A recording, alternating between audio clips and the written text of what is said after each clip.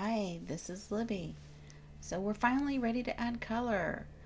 At first, I oiled my painting, which is brushing an extremely thin layer of medium over the surface in which you'll be working.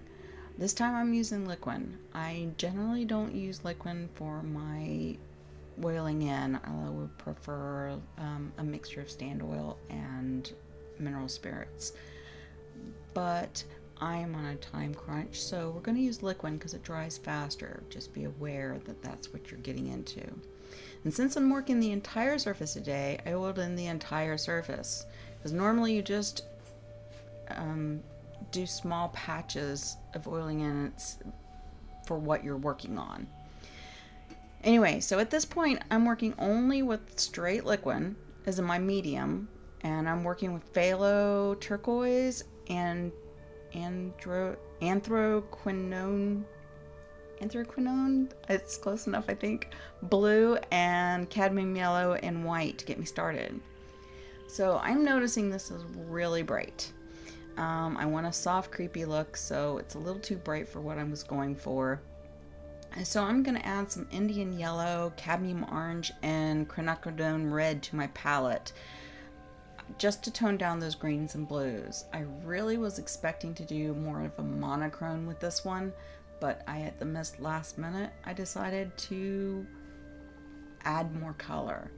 And this is kind of what you should do. You should always leave room for changes as you go, because you never know what you might change your mind and think something looks better unexpectedly. Hey, this looks great. Or I'm not getting the results I want. How can we? You have to stay very flexible when you're painting. So I'm adding my nice warm colors into my wings.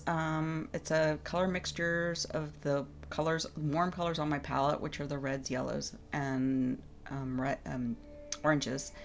So I'm mixing them and with some white and putting them in the highlights of the face and the wings and the ear, the shoulder.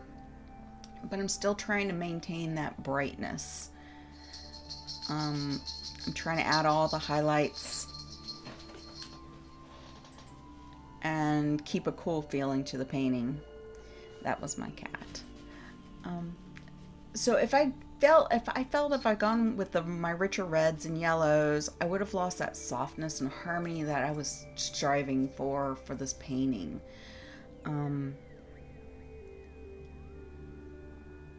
So I'll just continue throughout the face and everywhere until I get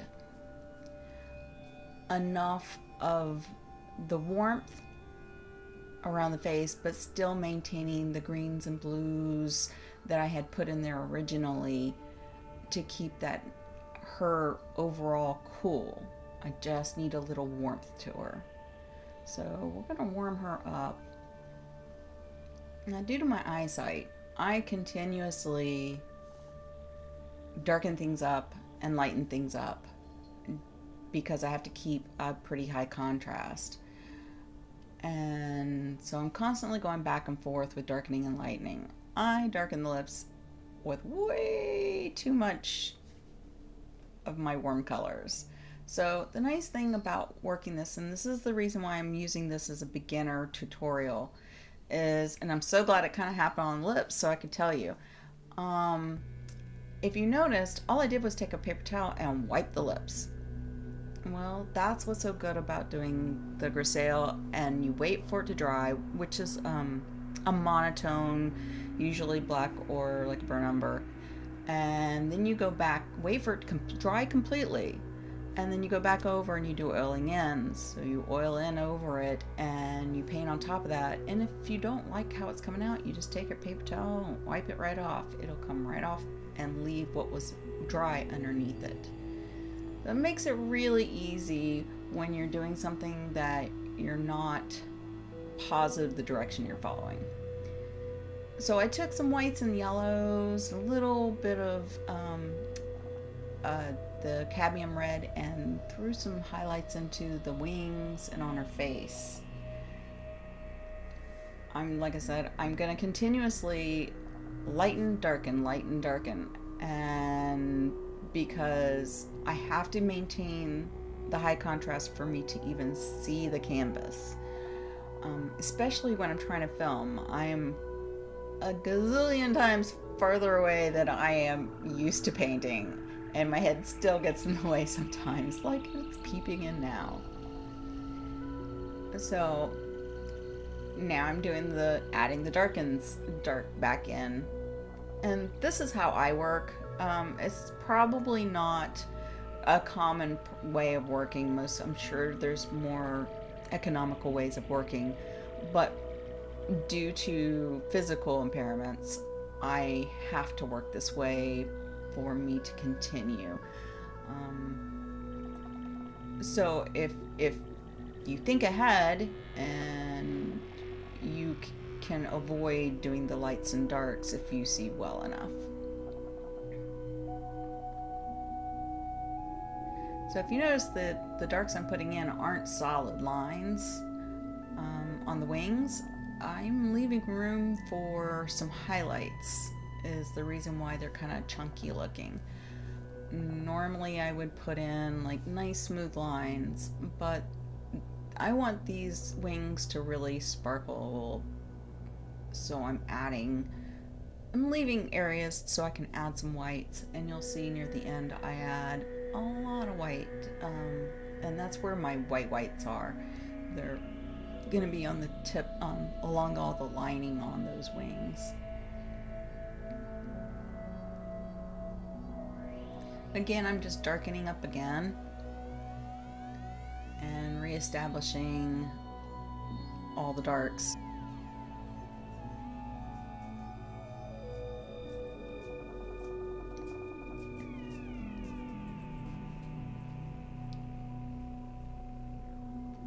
Those were a few highlights in the eyes, around the eyes. They were a little dark, and then I think I put them a little light, and I ended up removing some of that lightness to it. So apparently when I was doing the background to lighten it up and add that pretty colors to it, I not really got rid of, but kind of covered up some of my background trees. So what I did is I took my color that I used in the background, dimmed it just a little bit more, and threw in some just beefed up those background trees a little more. And then I took the black I had made with the turquoise, the red, and some blue, and I started putting in the foreground trees, which are closer to the subject matter, the girl. So just play with your trees. Trees are very organic. They move, they get gnarly looking. Very rarely do they come out of the stem at a 45-degree angle. There's a few trees that do, but most of them come out, they kind of fork out in little curves and stuff. So just be real organic and play.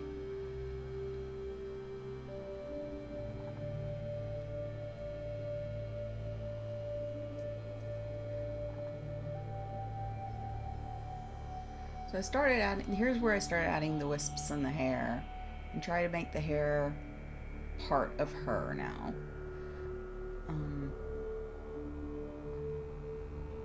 I'll add little shadows that had maybe gotten covered up underneath that hair also, so it looks more natural. And remember, hair will also leave a cast shadow.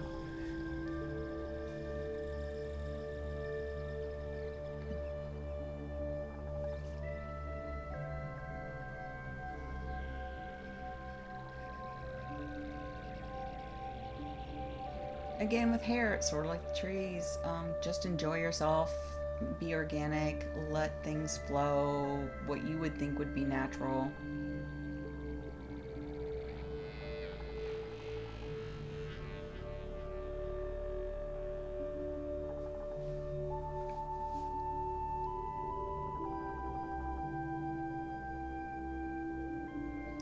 Happy little trees.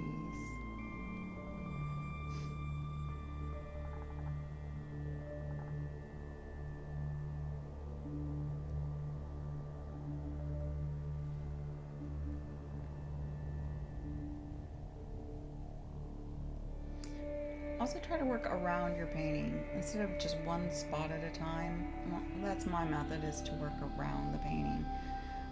I seem to get more harmony when I do that. When I was looking at the painting, it looked a little dim for me. I still like bright colors, and I see them better. So I went and added some yellow green to the wings and to the background, just to get, and even to the face and shoulder, to just give it a little hint of brightness to it. The wings got a little more than a hint, but it just needed some brightness to it.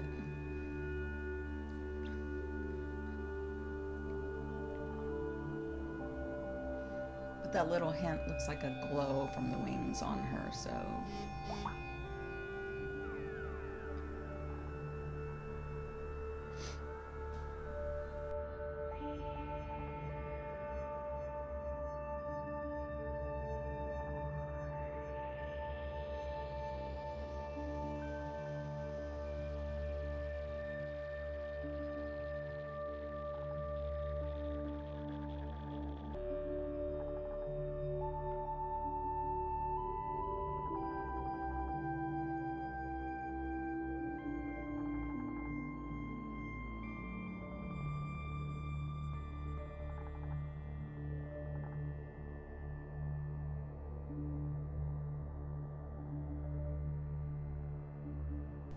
And because I did this, I'm going to end up having to, again, darken all my darks again. Oh, but I decided, it's not fairy enough. So I took a toothbrush and splattered on some yellowish white and a little bit of green too. It's a yellowish white with a slight amount of green to it. Just so I had a little sparkle in her wings, a little extra. And it got around, so you have to clean up around anything that it touches, so everything got darkened back up again. All her hair and everything. And now I'm darkening those wings up back yet another time.